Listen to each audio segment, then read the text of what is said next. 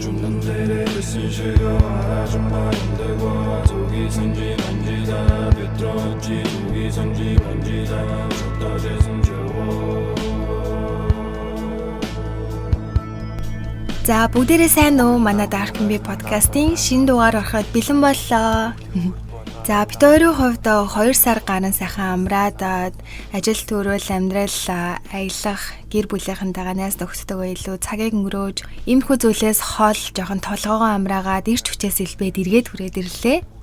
Бидний подкастыг тэгсэн яадаг хүлээж ийн гэсэн маш олон хөрхэн сонсогчдын мэд сэтгэлүүд бүр үнэхээр хөөрхөн санагдсан. Тэгээд бидний подкастыг бас шинэ дугаар орохыг нь хүлээгээс сууж байгаа хүмүүс байна гэж бодохоор ирч хүч уран зориг аваад хурдан подкаст хийхийн түүсэлээ.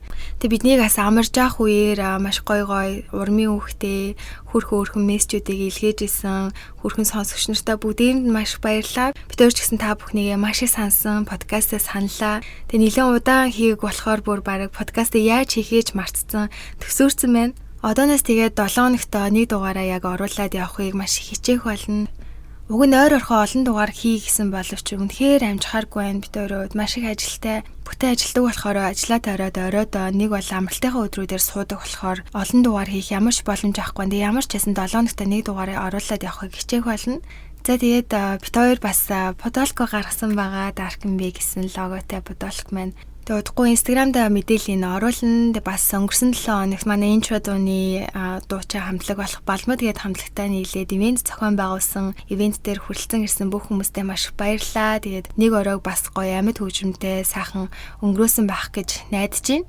Бас манай подкастыг анх сонсож байгаа хүмүүстэй хандаж хэлэхэд намаа Дүлгөн гэдэг гэрлээ гээд өөр нэг охин байгаа. Тэг бид хоёр нийлээд бодит болсон гэмт хэргийн подкастыг хийдэг. Манай подкастын нэрнээс бас хараад ойлгомжтой байгаах. Дандаа ийм дарк төрлийн босон явдлууд ярьдаг. Тэгээд бид хоёрын ер нь подкастаа хийж байгаа хамгийн гол зорилго нь бол одоо бидний эргэн тойронд маш аюултай нөхцөл байдлууд байж болдог. Аимшигтай зүйлс дэлхийн эргэн тойронд болж байдаг. Сургамжтай гэдэг талаас нь бид хоёр ийм подкастыг бол ярьдаг.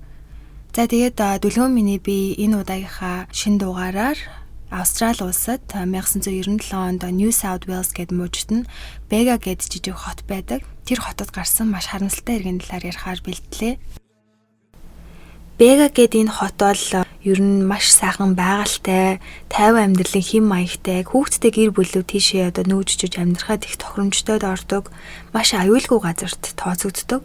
Харамсалтай нь ямар ч аимшигт хэрэг гарч байгаагүй энэ хотын хүн бүрийг цочирдуулсан, шоконд оруулсан нэгэн хэрэг гарсан. Энэ хэргийн гол хүмүүс болох 14 настай Lauren Berry болон түүний сургуулийн хамгийн сайн найз болох Nicole Collins гэх ийм хоёр охин байгаа. За Lauren Margaret Berry охин 1982 оны 10 сарын 11-нд Av Garrett, Age Shell нарын бага охин болж мэндэлсэн. Дээрээ 3 насаар ах Nathan гээд ахтай. Тэр нь багасаа ахтайгаа л маш ойр дотн өссөн. Тэднийг өсөж тойронжох үед бол ойр хавьд нь үеийнх нь хүүхдүүд нэг байгаагүй учраас нэгнийгэнтэйгээ тоглоол ээжэдэг.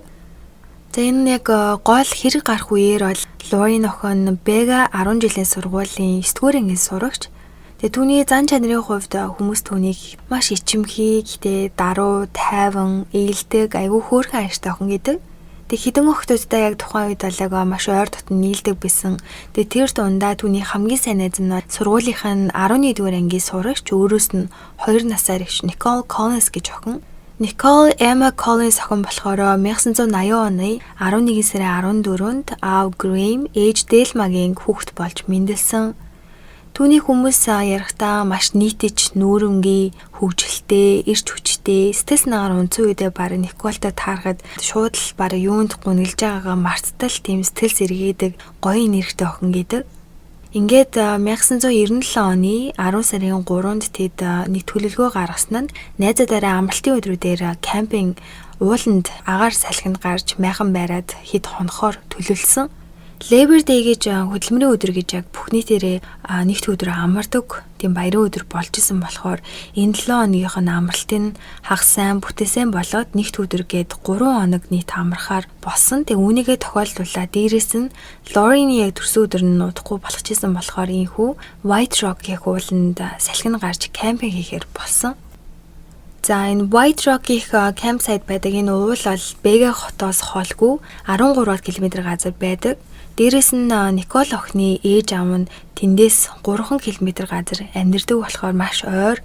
Тэгээ Николийн аав нь яг хүүхдүүдийг ирэхээс нь өмнө тэр campsite-а яг майхнаа барих газрыг нь авч бэлдээд хүүхдүүдийг 10 сарын 3-нд тэнд ирцгээсэн. За кемпингээр болохоор Lauren, Nicole тэгээ тэр хоёрын найзууд болох Sarah, Rebecca гэд хоёр охин. Тэр хоёрын найз залуучууд Malcolm and Damien гэд хүүхдүүд. Дээрээс нь Lauren-ы ах Nate нэг найзтайгаа яг тэднэртэй өдөржингөө байхгүй ч гэсэндээ ерөнхийдөө хот руу 90 орчим байдалтайгаар амархаар очсон. За эхний өдөр бол ямар ч янз бүрийн зүйл болоогүй. Ерөнхийдөө хүүхдүүд бол бүгдээрээ сайхан агаарт амарцгааж, голд сэлээл, морь унаж өдрийг өнгөрөөсөн.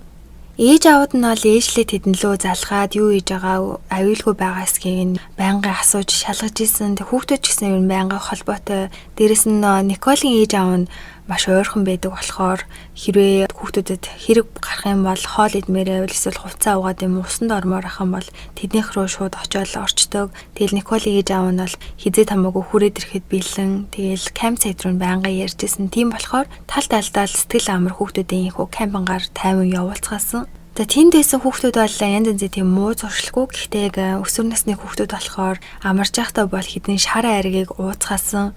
Тэрнээс одоо өөрөөр янз янзын тийм хүнд юм бол хэрэглээгүй. Ингээд 2 хоног дээрээ 10 сарын 5 бүтэнсэ өдөр болж хахад өдөр нь бас л өдөржингөө тоглож надад оройн түүдэг галасааж тойр цуугаал юм яриад сууцгааж исэн. Тэгээ Lauren охины ах Nate нь болохоор машинтай байсан болохоор тэдний ер нь campsite руу ирээл болохгүй бол одоо хэрэг гарах юм бол хот руу яваад өчтдөг. Тэгээ яг бүтэнсэний энэ оройн бол өдөржингөө байж байгаад оройн хот руу явцсан байсан үе. За хүүхдүүд юм яриа сууж хахад Никол нилийн гунигтай байсан. Яагаад гэсэн чинь сайхан найз залуутай байж байгаад найз залуутайгаа муудалцаад салцсан байсан юм л та. Тэгээд тэр оройд нилийн эм орол ер нь найз залуутайгаа уучраа олмоор ярилцмаар байна гэж нилийн бодоод X-тэйгээ ер нь уулзъя гээд яг тэдний таньдаг нэг хүүхдийн гэрт нь пари болж исэн мэн л та Бега хотод. Тэрийг мэдчихсэн болохоор ерөөсөө ганцаараа уулнаас 8 км гаруй газар алхаад очих тэр пари руу явхаар шийдээд найз Lauren-да хэлсэн. Тэгэхэд Lauren бол чи яаж ганцаараа явах юм бэ? Хоёлаа ядаж хамтдаа явъя гэж хэлээд оройн 9 цагт тэр хоёр campsite-аас гараад алхаад гарсан. 1997 он дээрээс нь гинт хэрэг гардггүй маш аюулгүйгэлддэг газар болохоор өсвөр насныхан ер нь байнгын л ийш тийшээ хоолж исэн хамаа ахгүй алхаад явчдаг байсан юм билэ. Одоо бид нэрийг сонсоход хүртэл шууд одоо ийм орой алхаад 8 км явна гэхээр бол нэлийн сонь сангидж байгаа. Гэхдээ тухайн үед бол нэг тийм ердийн бус үзэгдэл бол байгаагүй гэдэг. Энэ хоёр ингэж гарснаар бол бараг 2 цаг алхаж иж очих газраа хүрэхээр тэгээд яг хоёр охтууд хоёулахнаа орой ингээд уулнаас гараад явж гинэ гэдэг ердийн бус үзэгдэл байгаагүй гэж хэлээ. Тэгэхээр л бүгдээрээ найзууд нь бол за одоо барыг явж байгаа юм чинь тэр хавьда нэгнийхээ гэрт ядраад очиод хонч маргааш тэгээ барыг эргээд ирэх юм байна да гэж бодцгоосон. Тэгээ янз янзын зүйл бол ерөөсө тал талдаа бодоогүй явуулсан байдаг. Тэгээ нэг юм нь Nate ах нь нөгөө хот руу нөгөө орой явцсан байжгаад эргээд яг охтуудыг гараад явснаас хойш нэг удаагүй ирсэн байдаг. Даанч ингээ ерөөсөө замдаа тааралдаагүй. Тэгэл Nate бол за угаас энэ хоёр одоо ингээ гараа явцсан байсан бол Николийн гэрт нь барыг очиод хончих байх. Эсвэл манай гэрт ч хончих байхаа гэж бодоод ингээд энэ шүн өнгөрсөн. Ингээд маргааш өглөө нь болсон чинь хамгийн түрүүнд Nate сэрээд дүүгээ ирсэн үгүйг нь харсан чинь ирээгүй болохоор шууд л ээж авахаа гэрлөө очиод асуусан чинь ээж аав нь бүр урдаас нь гайхаад юу яриад байгаа нь та нартай кампин дээр байхгүй мөгээд гисэн чинь байхгүй гэдгийг сонсоод шууд Николийн ээж аав руу залгаж тэднийг асуусан боловч бас л байгаагүй. Ингээд айл гэртээ очиагүй болохоор хоёр талын ээж аваад бүгдээрээ сандраал таньж мэдэх тэдний утсан байж болцшгүй хүмүүс газрууд руу бүгднөө залгасан боловч хинч тэдний хаа байгаа мдээгүй хараагүй байдаг. Николийн ээж аав нь campsite дээр очиод шалгаад бүх хүүхдүүдтэй нийлээд ойр хаваараа хаасаагүй хайсан боловч юу ч олоогүй болохоор өдөр нь шууд цаг аллалгүй цагдаад мэдгдсэн. За азар цагдаа нар бол нөгөө өсвөр насны хүүхдүүдийг алга боллоо гэж тэхэнгүүд хэдэн хоног хүлээж яа гэх юм бол надад ч өөрөөсөө цухтаад гадуур явж байгаад гүргээд ирэх байхаа гэж бодоод шууд мөрддгөө. Гэтэл яг энэ удаад бол Бега хотын цагдаагийнхан бол бүр шууд л тэр доороо охтуудыг хаах ажиллагааг явуулсан. Хоёр охидыг хайх ажиллагаа бол маш өргөн хийгдэжсэн. Охидын бүх гэр бүл, хамаатай садан, найзууд нь бүгдээрээ дээрээс нь сайн дурайхан гээд хотын иргэд нисдэг тэргээр үнэш нохоонуудтай цагдаа нар ой мод гудамж талбай тийг самнаж хайсан боловч ямар ч сэжүүр олдоогүй хэдэн өдөр өнгөрсөн. Тэгэхүүрхий хоёр охидын ээж аваад бол уйлан хайлан маш өрөдмөр телевизээр олон нийтээс тусламж хүсэж охидыг хаа байгаа мэдэх хүн байвал хэлж өгөөч гэж гуйж цурамж илүү газар сайгүй охидуудынхаа нэрийг дуудаж гудамжаар хайжсэн. Цагдаагийн охид бол одоо нэг бол гэрээсээ зогссон байж болзошгүй, нэг бол төөрөөд хүмүүст хулгайлгсан байх гэж таамаглажсэн. Тэгээд банкныхаа картыг ашиглаж өгөөд шалгаад үзэхэд бол хэд хоногийн турш ерөөсөө огт хүрээгүй байдаг. Тэгэхээр одоо хэрвээ охидод өөрсдөө хүслээр ийш тийшээ явсан бол ямарваа нэгэн байдлаар тэд банкныхаа картыг ашиглах хэрэг бол гарах болно. Тэгэхэд ерөөсөө ийм зүйл хийгээгүй байгааг бодвол өөрсдөө бол ийш тийшээ яваагүй юм байна гэж үзсэн. Ингээд охид алга болоод 10 хоног өнгөрлөө ямар ч сураг чимээ олцсон зүйл байхгүй. Ташгүй нэгэн 3-7 хоногийн дараа Лорийн охины өмсөж авсан гадуур хүрэн болоод цамцыг тэдний гараа тавьсан кампнаас шорон замаар уруудаа төв зам руу явах хэсэгт тэр зайд шорон дундаас хүн олсон болохоор цагдаа нарт авчирч өгсөн байдаг. Ингээд ямар ч байсан олдсон хувцснуудыг шинжилгээнд оруулахад Лорийн охины хувцс болохыг ол мэдсэн. Гэхдээ шинжилгээнд одоо илүү мэдээлэл авах гэж явуулсан боловч одоогийн технологи шиг хариу бол тийм хурдан гарахааргүй, нарийн гарахааргүй байсан учраас ямар ч байсан нэлийн цаг орсон. За Лорийн охины ингэж хувцас олдснаас өөрөөр бол тийм баттай, нотлохоо, хотуудыг олох тийм сэжүүр олдоогүй. Ерхийдөө бол хідэн хүмүүсээс иймэрхүү сэжтэй зүйл харлаа гэсэн дуудлагыг бол цагдаагийн хэлцэлд ирсэн. Тийм болохоор цагдаа нар охидыг гадуур хаах үйл ажиллагааг ерөнхийдөө зогсоох шийдвэр гаргаад харин хүмүүсийн одоо сэжтэй гэж бодсон тэр дуудлагуудыг илүү нарийн шалгахаар шийдсэн. За тэр ирсэн дуудлагуудын нэг нь болохоор Яс гэж хот байдаг. Бэгэ хотоос 3 цаг агсын зайтай тухайн хотын нэг мөрдөгч залгаад танаа одоо хотод ийм хоёр охин алга болсон ийм хэрэг гарсан гэдгийг сонслоо. Энэ охидын хэрэгтэй холбоотой байж магадгүй гэсэн ийм хоёр этгээдүүд энд байна. Leslie Camilleri нөгөөх нь Lindsay Beckett гэд хоёр эрэгтэй. Энэ хоёрын хувьд хүчирхийлэл үйлдэх, хүн хулгайлах боломжтой маш олон тийм жижиг гин төргүүд хийж ерөн шүүх цагдаагаас салтгүй ийм цагдаагийн рекордтой хоёр хүн байгаа гэж хэлсэн. За энэ хоёрыг одоо танилцуулъя. За Leslie Alfred Camilleri 1969 оны 5 сард Ливерпулд төрсөн. Тухайн хэсэгт ажилгүйдэл гинт хэрэг маш ихээр гардаг учраас энэ нь ч гэсэн түүнд нөлөөлж 12 настай байхасаа л эхэлж жижиг сажиг гинт хэрэг хийж эхэлж цагдаад баригдаж насан туршийн хүүхдийн шуугарлаар орж эхэлсэн. Хамгийн анх зөвшөөрлгүй айл нэвтэрч орж хулгай хийсэн ба үүнээсээ хойш бүр өргөжлүүлээ том болтлоо шороо оронгоор байнгын л орж гарсан ийм амьдралтай болсон. Машины гэмт хэрэг зэвсэг авч явсан, эзэмссэн, оргон зайлах, айл руу нууцаар орж хулгай хийх, дээрэм зэрэг олон төрлийн жижиг сажиг тийм гэмт хэрэг хийсэн бүр боломжтой гарах юм бол хулгайж болох юу лэн тэрийг авдаг хулгайч нэгэн болсон. 1986 онд хийсэн гэмтэргүүдээсээ болоо батлан талтаар гарчихсан тэнсэнтэй байсан учраас цагдаад мэдээлэлгүйгээр уг нь бол өөр хот руу нүүж болохгүй. Гэвч тэрээр шууд мэдээлэлгүйгээр хууль бусаар Queensland руу нүүж тэндээ ерөөхдөө ямар ч гэмт хэрэгт орооцолдохгүй амьдралаа шинээр эхлүүлэе гэж бодсон боловч нөгөө л одоо гаргадаг зангаараа хулгай хийж агаад баригдаж дахиж шүүхэд дуудагдсан байдаг. 1989 он гэхэд 20 настайдаа 15 удаагийн машин хулгайсан 8 зөвшөөрөлгүй айл руу нэвтэрч хулгай хийсэн гээд нийтдээ 92 удаагийн хулгаан гэмт хэрэгтэй байсан. Тэгээ ийм хэрэгүүдээр 3 жилийн хорих ял аваад суллагдаад Helen гэдэг нэг охинтой эмэгтэйтэй танилцаж үерхэж эхлээд тэд хамтдаа амьдарч эхэлсэн. Хамтдаа байгаа 4 сарын дараа ерөөхдөө бос салаад Leslie өөрөө яг New South Wales гэмүүд рүү нүүхэр болоод Яс хотын хажууханд байдаг хэсэгт очиод амьдарч байхад бол араас нь Helen гэдэг эмэгтэй өхнөө дагуулж ирээд түн дээр одоо эргэж нийлээ тэр хоёр хамтдаа амьдарч эхлээд нэг хүүхэдтэй болж тэд Jade гэх охинтой болоод Яс гэж хотод яг том байшин одоо аваад амьдарч исэн.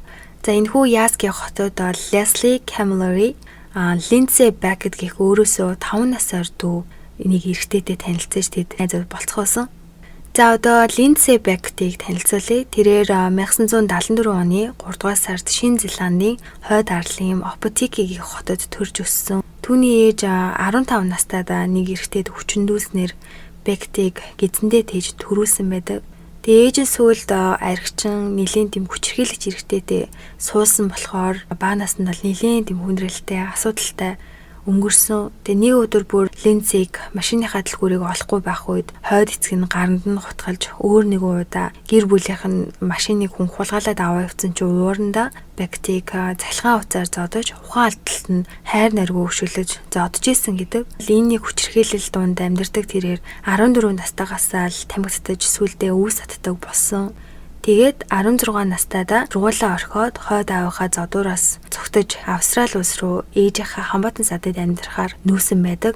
Эхлээд тэрээр аав ахындаа амьдарч байсан жуудалгүй New South Wales мужаар өөрөө ер нь бие дагаад аялаад тогтсон яг амьдарсан газаргүй аялаж эхэлсэн. Тэгээ замдаа энэ хугацаанд хэд хэдэн удаа хүний өмч хөрөнгөд халтаж хулгай хийсэн хэрэгүүдийг хийжсэн. Тэгээд 1992 онд нэг охинтой уулзаж эхэлж найз охин нь жирэмсэн болох үед хамтдаа амьдарч эхлээд үүнээс хойш нийтдээ 3 хүүхэдтэй болцгоосон. Гэвч тэдний харилцаа бүр нэлээд тийм токсик, байнгын маргаантай байдаг. Дээрээс нь Бекет найз охиноо байнга зоддог. Тэгээд 1995 онд хосууд хүүхдүүдтэйгээ Яс хот руу нүүж яг суурин тэнд амьдарч эхлээд Бекет Лесли Camilleri-тэй танилцаж ингэж нөхөрлөж эхэлсэн байдаг. Энэ хоёрын бие нэрийг нь болохоор эхнийхин Лесли гэж дуудаад хоёр дахьыг нь Бекет гэж дуудчихъя. Яа тэгэхээр Бекетийн бүтнээр нь Линдсей Бекет болохоор Линдсей гэхээр бас эмэгтэй нэр сонсогдоод толгой чинь нэр гэж магадгүй. Тэгэхээр хоёр охиныг болохоор Lauren and Nicole, хоёр эрэгтэйг болохоор Leslie, нөгөөх нь Bекет гэж хоёр авч байгаа шүү. За ингээд хоёр болохгүй бүтггүй хүмүүс нэгнтэйгээ танилцаж нийснэ нь бүр маш аюултай. Leslie ер нь бол группийнхаа толгойлогч гэж явдаг. Нөгөөхөөсөө 5 насаар ах. Тэгээ нөгөөх нь ч түүний юу хий гэсэн яа гэсэн бүгдийг нь дагаал явж байдаг.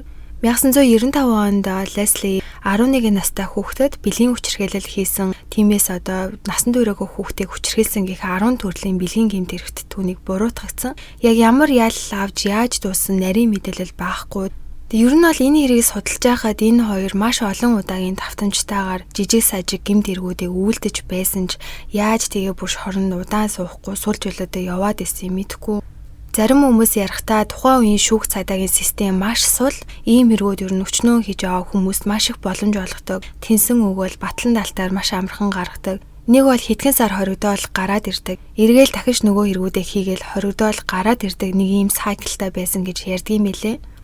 1997 онд Лесли Бекет хоёр ол үүс татдаг байснаа бүр илүү хүчтэй масууруулах бодис хэрэглэж эхэлсэн.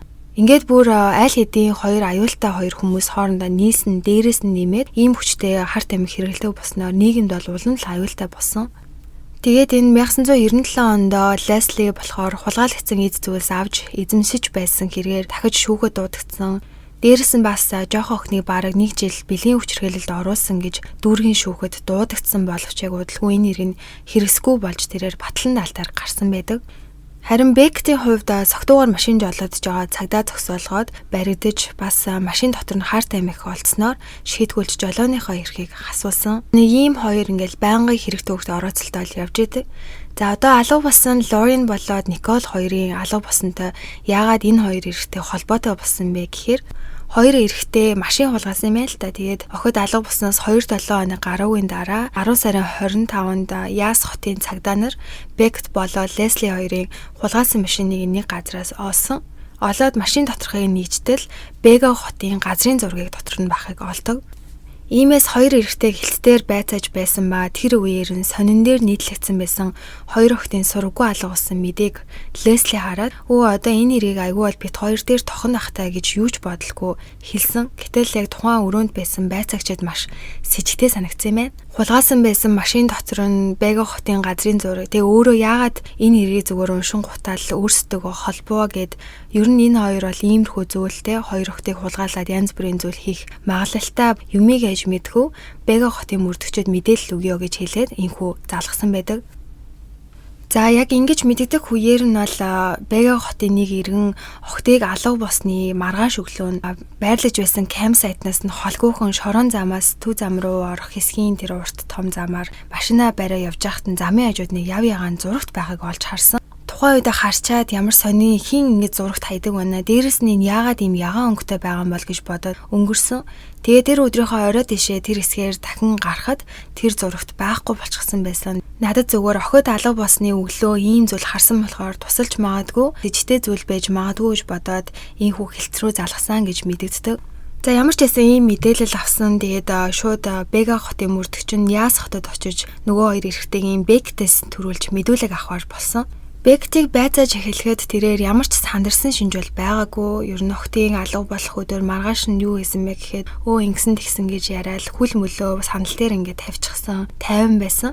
Тэнгүүт нь мөрдөгч байцаалтын сүүл үеэр чи ямар нэгэн байдлаар ягаан өнгийн зурагтай байсан уу, харсан уу, 10 сарын 5 юм уу 6-нд гэд асуусан чинь Бект бүр шал өөр болсон.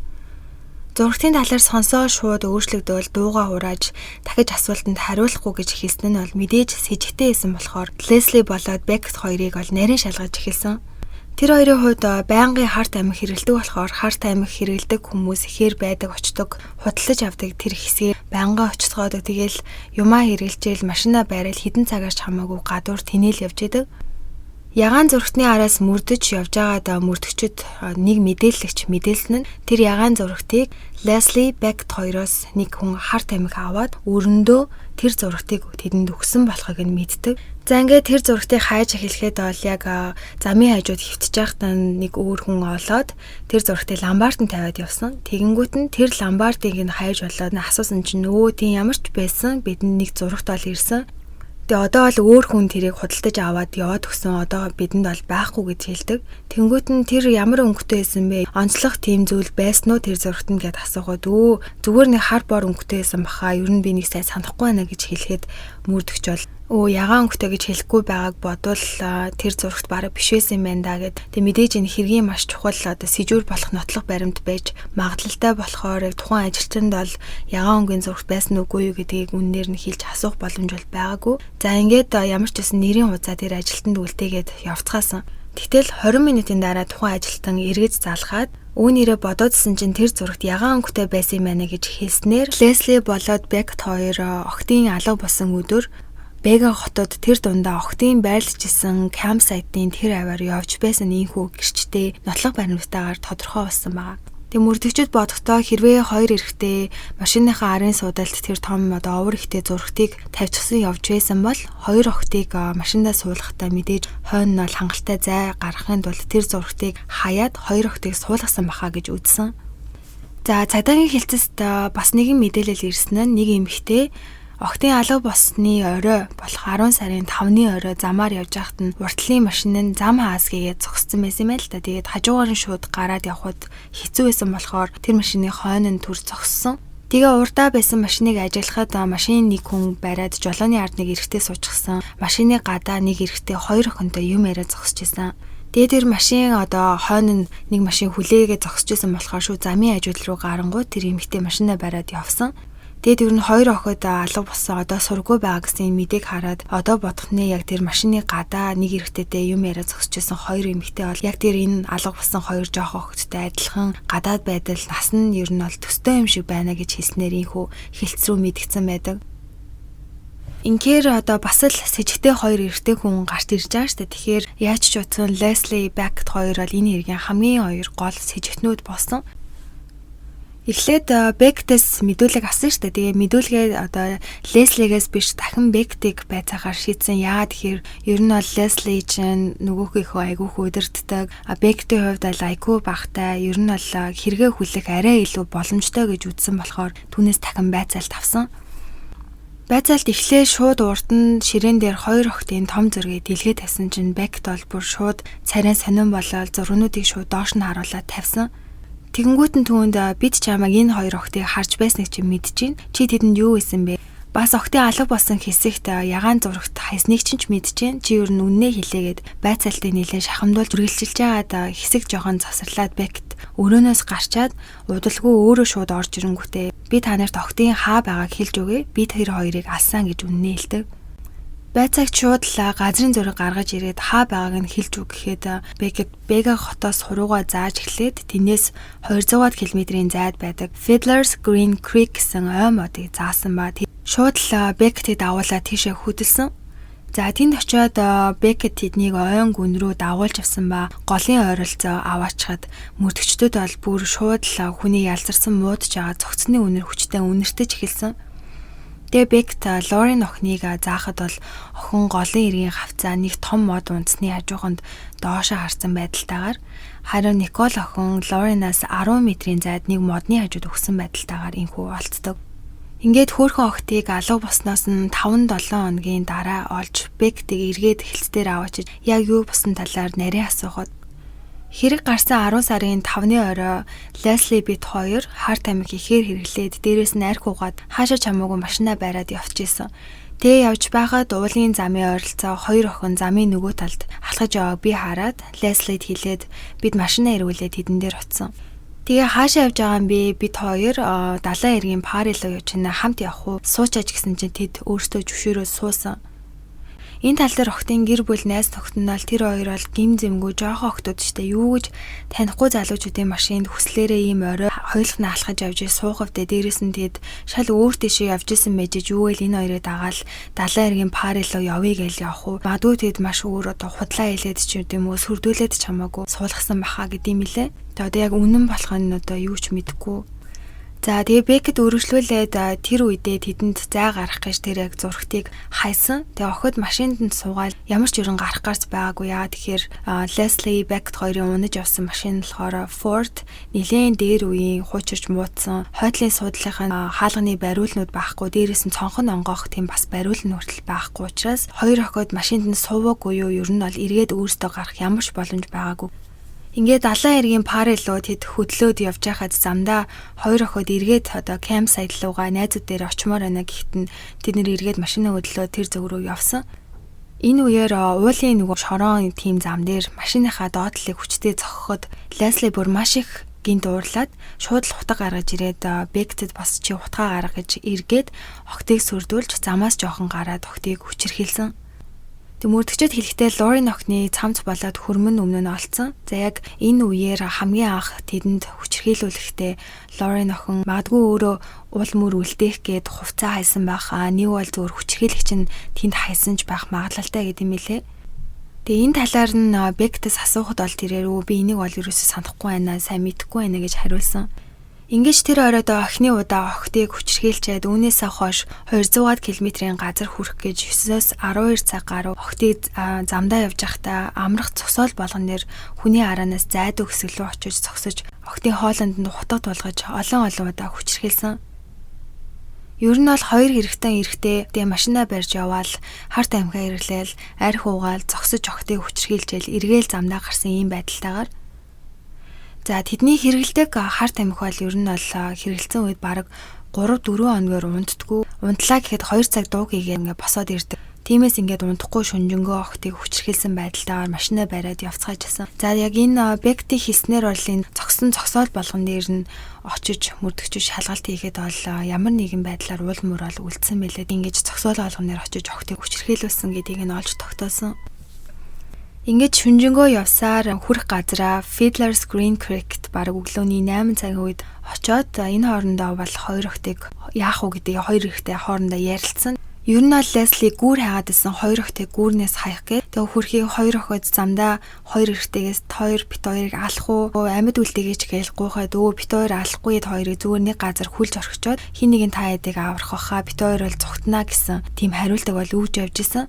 Хүрх газраа хүрээд хоёр охтыг угаасаа яаж ч утсан амьд үлдээж явуулж болохгүй гэж хоорондоо яриад алцгаыг шийдээд ойн гүн рүү охтыг авч ороод хоёр охтын гар хөлийг нь хүлээд Лесли Бекетэд нэгийг нь живүүлчаал нөгөөхийг нь хутгалаад аал гээд өөрөө хэрэгт оролцохгүй гэж найздаа тушаагаад машин руугаа яваад өгсөн. Бекет ч түүний өгөнд шууд л орж Лорийн охин дээр явж чаа дөрөв мөчөө хүлүүлээд доошоо араа хөвтчихсэн хөрхий охиныг голын эргийн хэсэгт нэг том мод унтсан байсан. За тэр модны жоохон хэсэгт тогтсон ус байсанд нь толгойг нь хийж живүүлжсэн. За охин бол амьд тэмцэж хөдөлж байгаад Бекетийг өвдгөр нь ус руу оруулсан чинь эрэгтэй бүр амар уур нүрээд хүзүүрөө нь хутгаснаар охин удалгүй амиа алдсан. Аимшигтай нь бол энэ бүхэн болж байхад 10 метрийн хажууд модонд Никол охин хүлээдсэн. Тэгээ ер нь бол найз нь амь тэмцэж байгаа дуугүй болохыг сонсоод алуулж байгааг нь бол сонсоод өөрийнх нь цаг одоо ингээ удахгүй ирж байгаа алуулна гэдгийг мэдчихсэн ямар их айдас донд тэр ой модонд айж сууж ирснийг бол үнэхээр төсөөлхийн аргагүй. Ингээд Бекет Лорийн охины хүнөөчүүд Никол дээр хурж ирээ шууд л түүний хүзүүрөө хэд хэдэн удаа хутгсан боловч охин хөдлөөдсэн учраас цээжинд нь дэмж хэд хэдэн удаа хутгалж аимшигтайгаар хэрцгий хүү охтыг хүнөөсөн. Ингээд шууд л хоёр эртээ тэдний тэнд нь орхиод Лесли Бекет хоёр эргээд гэрлүүгөө явцгаасан ба замдаа явж байхдаа Лесли хоёулаа хэрэгэлсэн гутгануудаа хаягээд нэг нуурлуу шидээд өмсчихсэн бүх хувцаа галж шатааж машинаа маш сайн угаасан охтын уул мөрийг харьлах гээд ийхүү ийм зүйл босон гэж Бекет хэрэгээ хүлээсэн байдаг. За үүний дараагаар мөрдөгчөд бол Леслигээс байцаалтыг авч эхлэхэд би бүр юу ч мэдэхгүй тэр орой бит хоёр харт амиг хэрэглээд дээрээс нилээн одоо уучсан байсан болохоор миний нойр хүрээд би жолоочийн хажуудлын зорчигчийн сандал дээр орой жонгоо хагас унтай байдлаар унтаж явсан. Машинд хоёр охин бол суух шиг болсон. Гэхдээ би унтчихсан болохоор охтод юу босныг юусоо мэдэхгүй. Ямар ч байсан нэг сэрхэд Бекет битүү цус болчихсон хурж иржсэн. Бүх зүйлийг Бекет хийсэн. Тэр хоёрыг хүнөөсөн гэж хэлээд бүх зүйлийг Бекет рүү буруугаж гисэн. Тэгэнгүүт нь түүнээс ягаан зөрөгтийн талаар асуусан чинь бүр шууд л царайн сонирн болоод минут хэртээ дуугүй болж яснаа. Үүнээс хойш би та нарыг ямар ч асуултанд хариулахгүй гэж хариулсан. Тэгснээ 23-нд оронгуудаа толгоогоо хананд цохол амандаа тэд зургтын талаар мэдчихлээ гэж бүр уйлж гарсан гэдэг. Бекет сүүлд хэлэхдээ уг нь Лесли тэр хоёр зургтыг гаргаж хайчаад бүх зүйлээ хийж дуусаад охтыг хүнөөчөд эргээд зургтыг авахаар ирсэн бол одоо байгаагүй. Тийм учраас баригдахгүй гэж юу нэлээд айж хоорондоо ярилцаж байснаа хэлсэн байдаг. Хэдий Лесли Камилерыг хэрэгээ үлээхгүй би буруугүй бүгдийг Бекет хийсэн гэдээсэн боловч яг мэдээ цагдаа нар түнд нь итгээгүй яг л адилхан энэ хэрэгт буруутай гэдэг нь тодорхой. Гэхдээ яг охтуудыг хөнөөхөд алуулахад тэр хажууд нь байгаагүй Бекет би өөрөө ганцаараа алсан гэдгийг хүлээсэн учраас Леслиг яг энэ бүхнийг сэтэж хийсэн оролцсон гэдгийг батлах баттай баримт хэрэгтэй болсон. Тэгэхэд ашгүй Лорийн охины нөгөө гадуур хувцас цамц нь олцсон. Тэрийг шинжилгээнд явуулсан байхад шинжилгээний хариу гарсан чинь цамцан дээр нэг жижиг тусал байсан нь Камилерагийн үрийн шингэн болохыг нь баталсан. За тэгэхээр ингээд түүний бие унтчихсэн юу ч мдээгүй гэсэн нь л худлаа болж охтыг хүчрхээсэн ингээгүү баталгаатай болсон. Ингээд эхлээд Линдсей Бекетийн шүүх хурал ихсэн ба өөрөө угаасаа бүх хэрэгээ буруутай гэдгийг хүлээгээд илчилчихсэн тул нэг их цаг ороогүй шүүхээс түүнд насаараа 20 дахь ял доотлол нь 35 жил суугаад давж залах хэрэгтэй ялыг оноосон. Бекетийг Леслигийн эсрэг мэдүүлэг өгж гэрчээр орсон учраас бас ийхүү арай жоохон бага ял ядаж 35 жилийн дараа давж залах хэрэгтэй юм ялыг өгсөн. За Леслигийн хувьд бол ерөөсөө би буруугүй гэж хэлсээр байсан учраас түүний эсрэг баттай баримт дахин нэмж олох ер нь түүний цагдаагийн рекордыг илүү сайтар судалж хагаад хоёр охтын хэрэг гарахаас 2-7 хоногийн өмнө 9 сарын 13-нд Бекет тэр хоёр нөгөө харт амхаа очиж явдаг газраа очиод тэнд байсан 19 настай Rosemary гэдэг охин бас л харт амх хэрэгэлдэг охин. Тэрнээс бит хоёр тамхиа шахах одоо тариагаа хийж чаддгүй маа. Тийм болохоор чи бидний машинд очиж суугаад бидэнд тариагийн минь хийгээд өгөөч гэдээ асуусан чинь охин зөвшөөрч машинд нь сууж хийж өгсөн. Хийж өгчөөд нөгөө охин бууя гэсэн чинь бит хоёр чамаа буулгахгүй. Бит хоёртой чи одоо унтах ёстой гэсэн чинь охин би хүсэхгүй байна гэхэд Лесли 10 см-ийн гутаг гаргаж ирээд хоолойд нь тулгаж сөрдүүлж агаад охиныг хүчрхийлсэн. Тэгээ охиныг машиндаа байлгаж хаашаа чамаагүй бас л машинтаагаа явцгааж зогсоол олгон дээр охиныг хүчрхийлж явсан ба хэдэн цагийн дараа азар Rosemary охин бие засахгүй бол бүр үнэхээр тэсгүүнэ гэж гуйсаар агаад машинаас буугаад гадаа гарангуйтай ухаан жолоогүй шууд зүгтсэн. Ой модын хажуудаас учраас ой мод руу зүгтэж нэг амтны ухцсан байсан том нөхрөө орж нуугдаад тэр хоёроос зүгтэж чадсан. Нөгөө хоёр бол охины араас хүүгөө тэр аваар битүү хайсан боловч олж чадаагүй болохоор сүлдээ явцгаасан. Ингээд азар амьд үлдэж чадсан охин ойролцоох нэг фермийн байшин руу очиж тусламж хүсээд цагдаа нарыг дуудаж амьд үлдэж чадсан байдаг. Тэгээ цагдаа нар ирэхэд бол охинд туслаад түүнээс хүчндүүлсэн үгөө батлах тестийг авсан. Тэгээд Лесли Бекет хоёрыг олоод мэдүүлэг авсан чинь юу яриад байгаа наад чинь бит хоёроос хар тамхи аваад төлбөрт нь бидэнтэй бэлгийн харилцаанд орё гэж өөрөө тохиролцсон штэ. Бит хоёр өрөөсөө түүнийг хүчрхийлээгүй гэж хариулсан. Үүнийг сонсоод ер нь бол Rosemary тэр хоёроос ухаангүй их айжсэн. Тэгээ хоёр хүний эсрэг мэдүүлэг өгөхөөс айсан. Ер нь бол өөрөө ч гэсэн харт амиг хэрэгэлдэг учраас бараг эцэс үлд нь өөрөө буруутай болоод энэ хоёрыг ялж гарч чадахгүй байх гэж айсандаа болоод тэдний эсрэг мэдүүлэг өгөхөөс татгалзаад албан ёсоор хэрэг үүсгээгүй шийдэж нөгөө хоёр ямар ч хэрэгт ундалгүй чөлөөтэй явцгаасан болохыг нь олж мэддэг. Rosemary охины хэргийг сонсоход л ер нь бол Лорен болоо Никол хоёрт ямархуу зүйл тохиолдсон бэ гэдгийг нь бараг тодорхой нэлээд тийм төстөө санагдчихсан учраас мөрдөгчүүд бол Rosemary охиныг хаа байгаа газраас нь хайж олж уулзаад Леслигийн эсрэг шүүхэд гэрчээр орооч гэж хүссэн. Тэр Rosemary-гийн хувьд бол тухайн үед тэгж хүчндүүлчээд шууд хоёр эрэгтэйгээс айгаад хинт ч хэлэлгүйгээр өөр газар руу нүүгээд чив чимээгүй амьдарч исэн мэлээ. Тэгээд ямар ч байсан ийм хоёр охины хэрэг гарсан гэдгийг сонсоод шүүхэд гэрчээр орохыг зөвшөөрч ийхүү түүний эсрэг шүүхийн танхим зогссон. Ингээд Лесли Камилагийн шүүх хурлаар нийтдээ 70 гаруй гэрч түүний эсрэг мэдээлэлийг өгч 2 сар үргэлжлээд шүүхээс түүнийг маш аюултай нийгэмд хизээч сул чөлөөтэй явах эрхгүйгээд хизээч давж залдах эрхгүйгээр насаар нь шоронд орох ялыг түүнд өгсөн. Шүүхийн тогтоолыг уншиж байгаад бол Лесли бүр юу ч бүр тоосон шинж байгаагүй, ямар ч хийсэн гэмт хэрэгтэй гимсэн шинжгүй өвшөөгөл зогсож исэн. Хөрхөө охтын ээж аавуудын өмнөөс хүртэл юу ч болоогүй юм шиг зүгээр нэг юу ч хийгээгүй юм шиг сууж исэн. Тэгээд ямар ч байсан тэрээр хоригдож байгаад 2012 онд авсан ял дээрээ нэмээд 28 жилийг авсан. Яасан гэсэн чинь 1992 онд 13 настай Prue Bird гэдэг охин алга болсон. Гэтэл тэр охиныг алсан гэдгийг өөрөө хүлээн зөвшөөрснөөр ийхүү ял дээрээ 28 жилийн ялыг нэмэгдэж авсан юм билээ. Хүүрхий Лорен болоо Никол хоёрын гэр бүлийнхэн бол огт нь яаж зовж тарчилж амьдралынхаа сүүлийн мөчүүдийг өнгөрөөснийг шүүхийн үеэр сонсоод бүр сэтгэл нь нэмдэрч тэсгийн аргагүй их огтоо өрөвдөж тэднийгээ одоо ийм аимшигт араатнуудаас хамгаалж чадаагүй дэ маш их харамсаж суусан.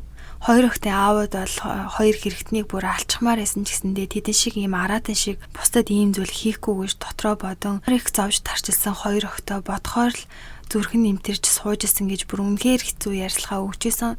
Хинээч төсөөлөөгүй зүйл хидээд ч болдог гэдгийн баталгаа болсон энэ хэрэг дээр Лорены ах Нейтэн бүр маш их гэмсэж явдаг. Яагаад гэхээр яг охтыг орой хот руу алхаад гарах үеэр Нейтэн хот руу явчаад тэднийг авснаас удалгүй эргэж ирсэн.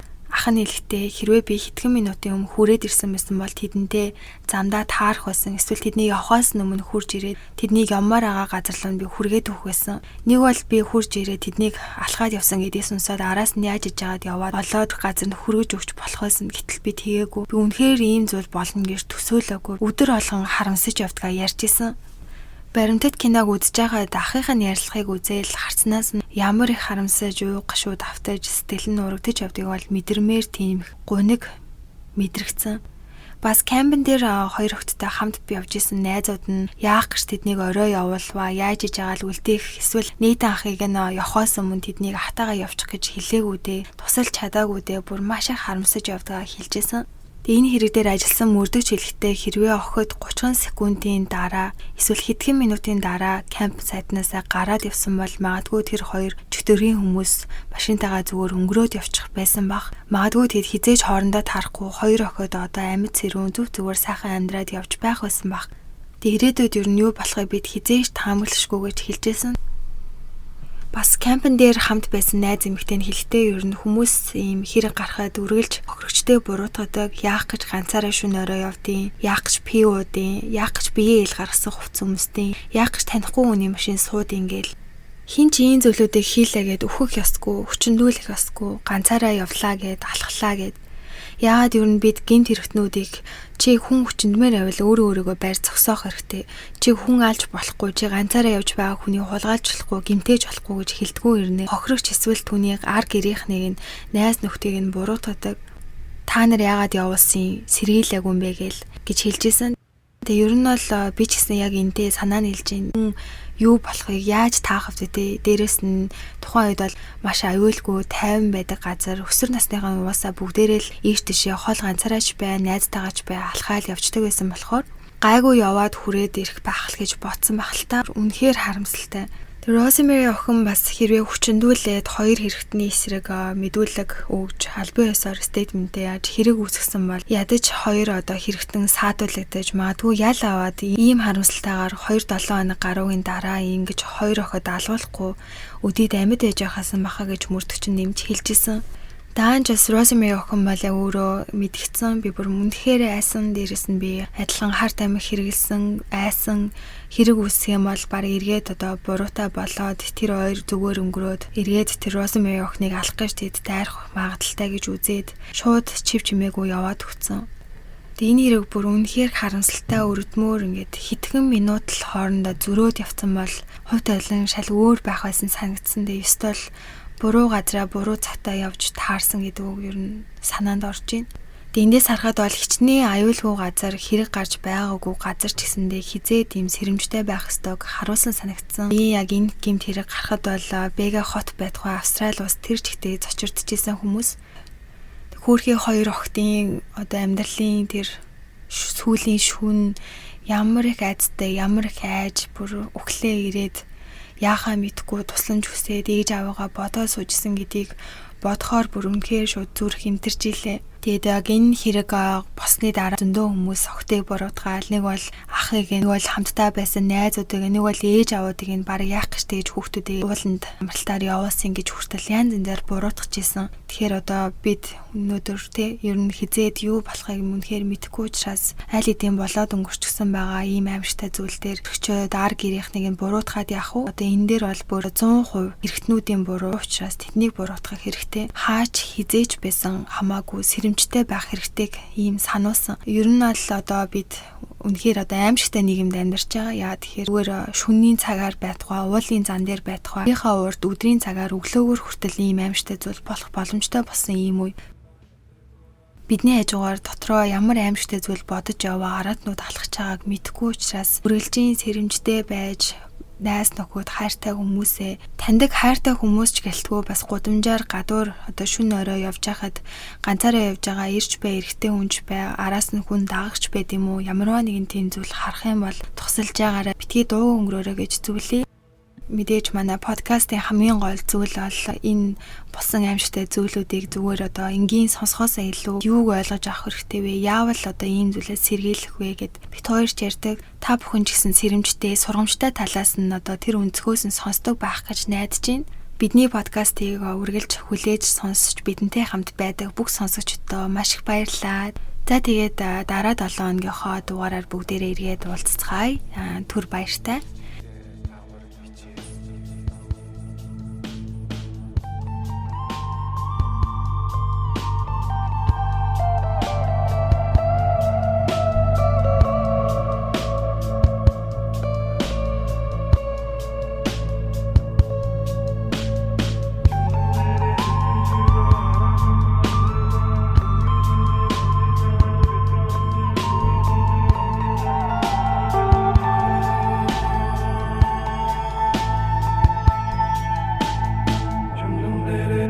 시가 말하지 마인되고 두기 선지 만지다 빗들었지 두기 선지 만지다 줬다 재선 주고